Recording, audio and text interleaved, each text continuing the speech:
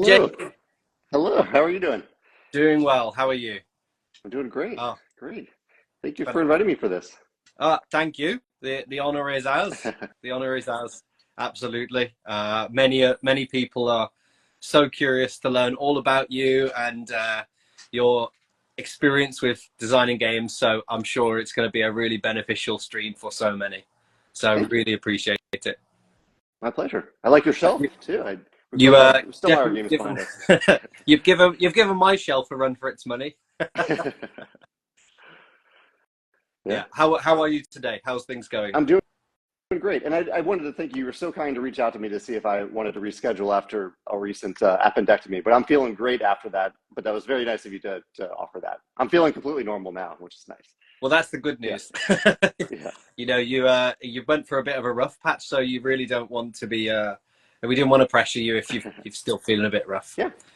Well, we know you're on a bit of a tight schedule, so we really want to jump right in. Sure. And one of the key things we wanted to start with learning about from you is your origin story.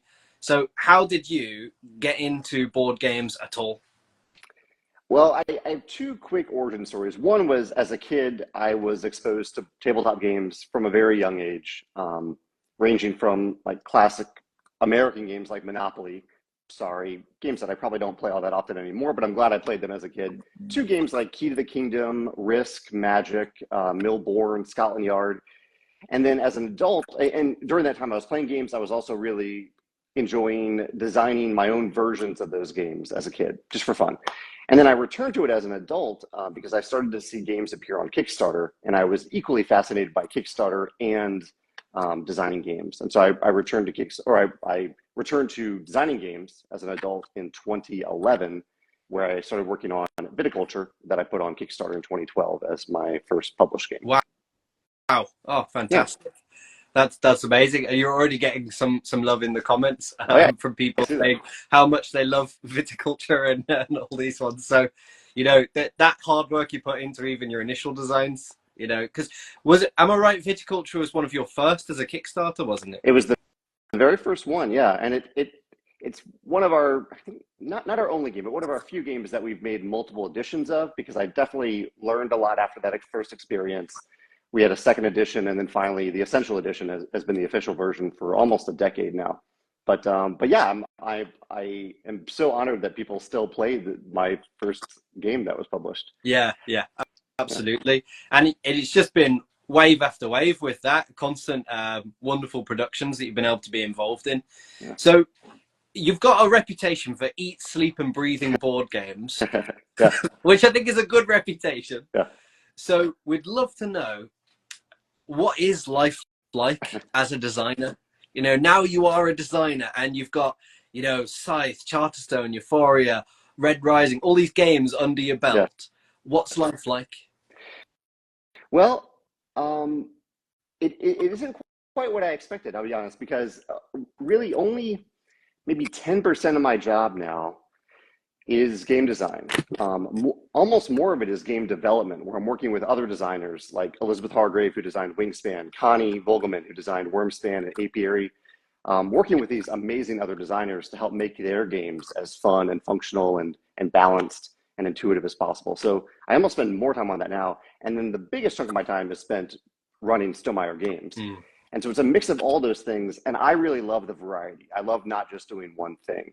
Um, and so I'm glad that design is still a part of my life and part of my job. I love playing games so I can learn, playing like other published games so I can learn from them and become a better designer and a better publisher myself. But yeah, it's a pretty good variety at this point. Wow. Yeah, Yeah, that's so nice, and that's a lovely thing that you said there, that you are so interested in other people's games as oh, yeah. well, and I think that's a really like very humble thing for you to say, with all the experience you've got as well. Yeah. So, how do you find it? Do you find striking that balance between designer, artist, developer?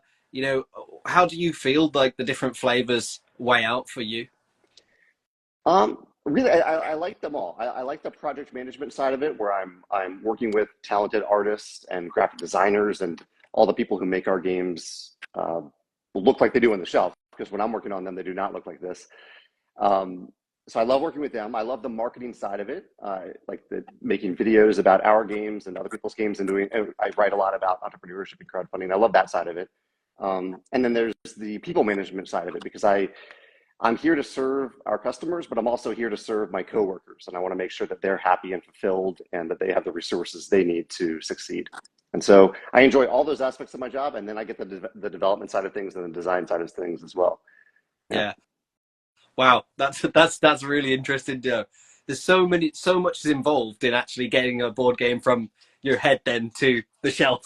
Oh yeah, there's so many different steps, and I think different people enjoy different steps. I happen to be involved in all of them. But yeah. Yeah, that's really good. A large portion of our followers and our supporters are indie designers. And having sat down and talked with a lot of different Kickstarter and indie designers, games change as they're in development.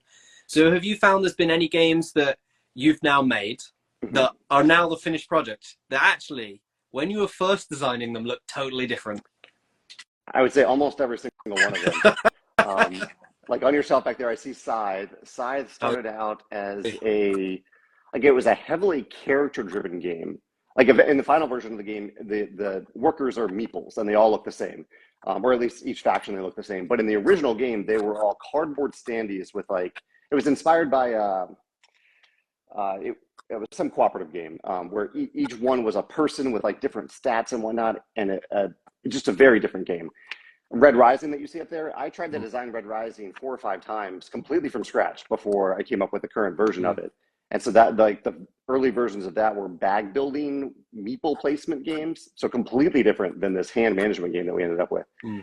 That's part of the process. It's fun to look back on it. While I'm in the process, sometimes it's a bit of a struggle, because I'm like, I just want this to work. I want to get it to the stage where this is fun, and that doesn't always happen right away. Sometimes I have to really start over from scratch. Yeah, I think that's reassuring for so many people then. Realizing that, hey, even ones that have got established games, they still have this problem. Oh yeah. Have you gone through that process too, where you started with a game and it ends up very different than where you started? Well, I don't design, but I remember sitting down with we were sitting down with some designers recently, and their prototype 2 years ago had a board. Now it doesn't have a board at all. Just big changes. And it's amazing to hear that from designers themselves, how these things take place in development and evolve over time, don't they? Yeah. So, do you still get joy from playing any of your games? Like, does anyone ever sit down and say, "Hey, Jamey, do you fancy playing, Rolling Realms tonight or something?" And you think, "Yeah, I'm up for that." Oh yeah. If someone suggests that, it is great. I love hearing that, whether I'm teaching them for the first time or they've played it before. I try not to press my games onto the people that I play games with, because I know there's so many other games that they want to play. But like Megan wanted to play Expeditions the other day. That's my partner, and I was like, oh yeah, absolutely, I'll play Expeditions. And then another friend of mine invited me over to play Tapestry a few weeks ago. I was so excited to do that. So I do love playing our games. I just try not to be the one to push them to the table, just in case people want to play other things. Yeah, they probably think you're absolutely gonna wipe the floor with them at it. Oh, but I don't. They crush me on that, because I like experimenting when I play any game. I like to try different weird strategies. So usually other people, especially Megan's a really good gamer. My coworker Susanna crushed me at Tapestry recently. Really? Almost doubled my score. Yeah, she played quite well. Wow. So, which I'm happy to see. I'd rather someone else win when I'm playing against them. Yeah, of course. That must be so nice, though, because to see them really dive into something that you've poured your hard work, to jump into. So that must be a lovely thing. And, actually, you've made me think, but small note, the one thing I loved when I was learning Scythe was all the designer's notes. Oh. I loved that. Oh, cool. First time I came across the rulebook doing it, I was like, I love this. I'm learning how he made the game. He's telling me how he made it. Yeah. I thought, what a nice touch. Love that. So, thanks. Yeah, more of that. Yeah, I love when we have room in the rulebook. I love doing that. And I think Connie has a few of those in Wormspan too, where you get to see through her process in her mind. Yeah. It's just brilliant. It's absolutely brilliant. So I'm curious then, with as busy as you are, what are some of your future plans at Stonemaier? Yeah. Most of it is more of the same, but with new games and supporting old games. I'm trying to think if there's any like big new initiative that we're doing. Unless it's like you've had to sign an NDA for 2025. I mean, we do have plenty of secrets, yeah, things that we haven't revealed yet that are coming out next year. Like my mind right now is heavily on Vantage. I see Garrett in the comments here, Drawanor. He's heavily involved in Vantage too. And so I'm working a lot on Vantage, a big open world cooperative game that I've been working on for a while, and that'll come out in 2025. And then we have two pretty big secrets for 2025 that I can't reveal this early, but I'm very excited about them. One's in production, one will be in production soon. But yeah, I wouldn't say there's any like big shifts in strategy or changes like that. We're all the time I'm trying to find the best way to serve our customers. And while I try to anticipate that, sometimes it just happens in the moment. Times change, the culture changes, and and customers change. And so I want to be there to serve them based on what those changes in the future are that I don't know yet. Yeah. So whatever they are, I'm ready to try to adjust when that time comes. Yeah. And are there any type of specific type of games that you thought, I haven't had a go at that yet? Yeah. You know, like someone hasn't approached you to try this type of game. Have you thought to yourself, I haven't had a go and I want to have a go developing this type of game? Has that happened? It has happened. Well, it happened with Vantage. That was one where I really wanted to design a cooperative game. So that was one. I am working on a game right now. It's pretty an early design that is definitely outside of my wheelhouse. And then the game that I announced just 2 days ago, Stamp Swap, not a game of my own design, but I was involved in it as a developer a lot. I think I saw someone in the comments said they want to play Stamp Swap with me, which I would love to do. But that's one that uses the I cut you choose mechanism, which is one of my favorite mechanisms. I love I cut you choose, I price you choose. And so that's kind of a mechanism that I've been on the lookout for. I really wanted to publish a game with that. Yeah. And Stamp Swap came along and I love it. Yeah. Wow.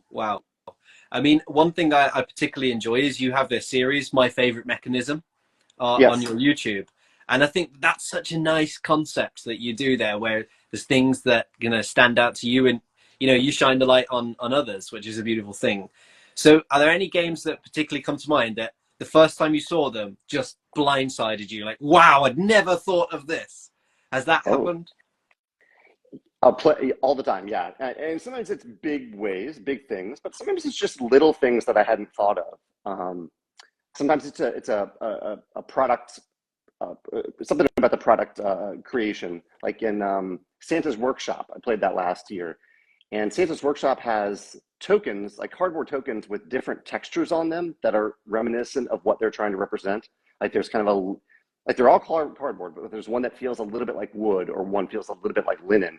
And I never thought about putting different textures on cardboard. So that kind of blew my mind when I saw that. And then mechanically, what did I play recently? Just yesterday, I played a game called Dungeon Maker Deluxe, where it's you're building a dungeon and then you pass the entire dungeon to someone next to you and they have to go through that dungeon. It's something, I wouldn't say it's revolutionary, but it was really fun to see. Like I've seen a little bit of that in Cartographers. But it was a really neat little twist on that, to be really, really mischievous in how you created this dungeon, knowing that the player next to you had to actually walk through that dungeon afterwards. So yeah, I see it all the time in games. I love the innovation that I see in various games, big and small stuff. Yeah. Oh, well, that's the point, isn't it? It's innovation, isn't it? And it's so exciting to see something new, like the first time the Wingspan system came out, wow, I hadn't said, this was so clever, this idea. And you see it sometimes other games do it, the Terra Mystica system, the pandemic system, and you think, man, I wish I'd have thought of that, So it's, what's going to come next from Stonemaier, but I'm sure we're looking forward to finding out what those could be. So I noticed we had a question in the comments where MH Board Games asked, what's your approach to creating puzzles in games? I thought that's a good question. Puzzles in games. Yeah, that's an interesting question. So when I think of I know there are different takes on what a puzzle is in a game. Generally, when I think about it in a game is something that you're trying to solve that other players can't influence as much. But I'm sure there are various definitions for it. But I don't know if there's an overall answer for that question, or if they have something more specific about puzzles that they want to ask about. But my overall answer is, if it is something that you are working on that other players can't influence, that you give players the time and space, enough time in the game for them to actually solve that puzzle, and try to build whatever they're trying to build without feeling too rushed, but still feeling enough pressure to complete it. It's a very vague answer, but if there's something specifically that they're thinking about, I'm happy to elaborate more. Yeah, I might need a bit more specific for that one.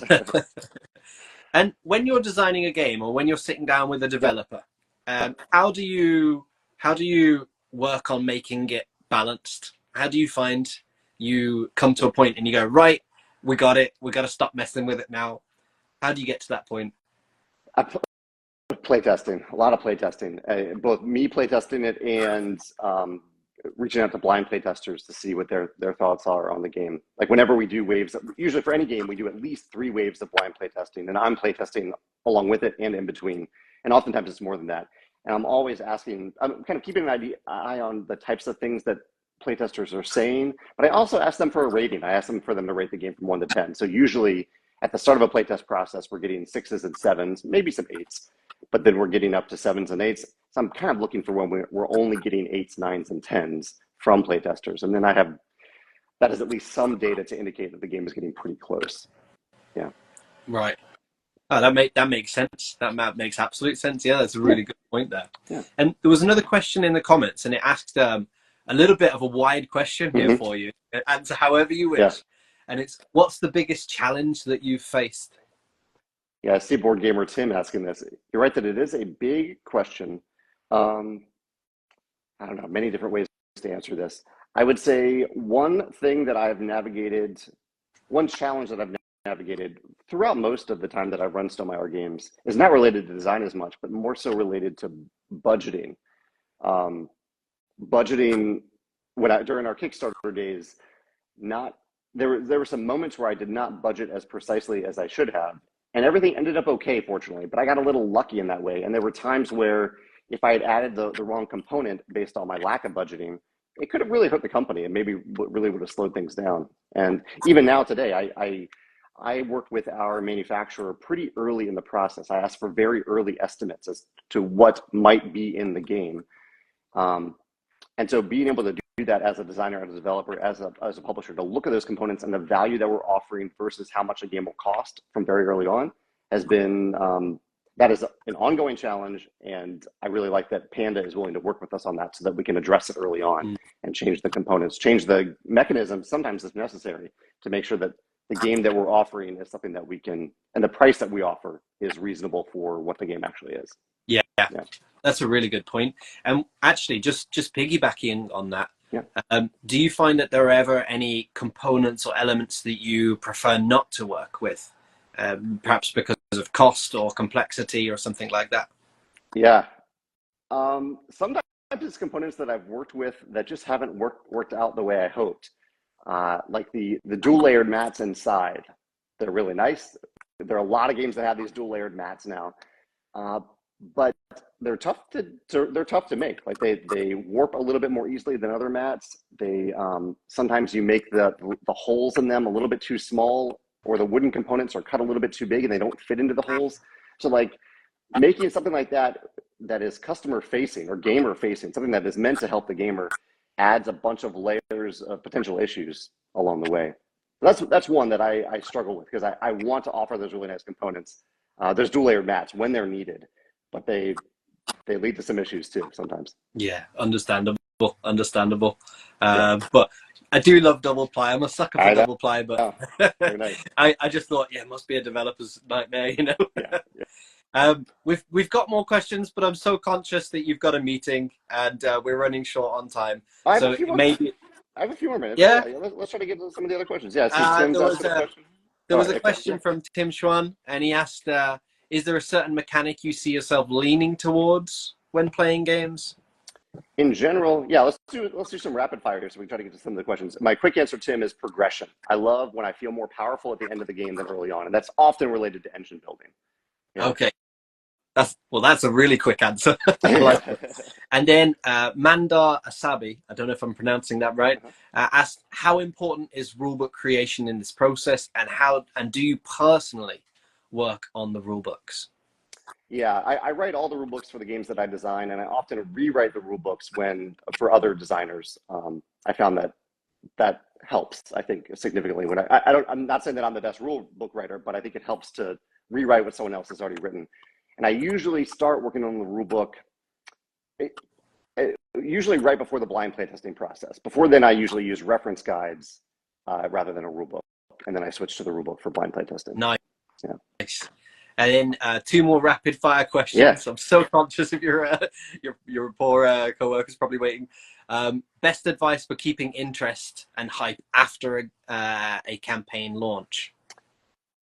Well, I think it's tough to do. It's one of the reasons that at least we don't use crowdfunding anymore, because it adds a big gap in time between when you have that initial interest and when people actually get the games. I think that's a big challenge. But to keep, I don't know, I use updates in general to keep people continually updated, really, and continually, hopefully, intrigued by the game. We send a lot of review copies. And a big part of our strategy is that we don't just send review copies for the newest game. Every month, I'm contacting reviewers for oftentimes, and it's not any game, but I go all the way back. I'm still offering Viticulture for review 12 years later, so that we can keep those games in people's minds. Yeah.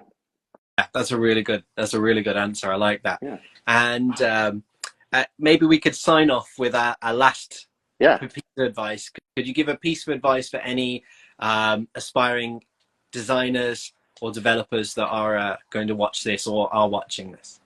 Yeah. I mean, one of my favorite aspects of design, so I know there's all the work itself of actually building the prototype and getting it to the table and iterating.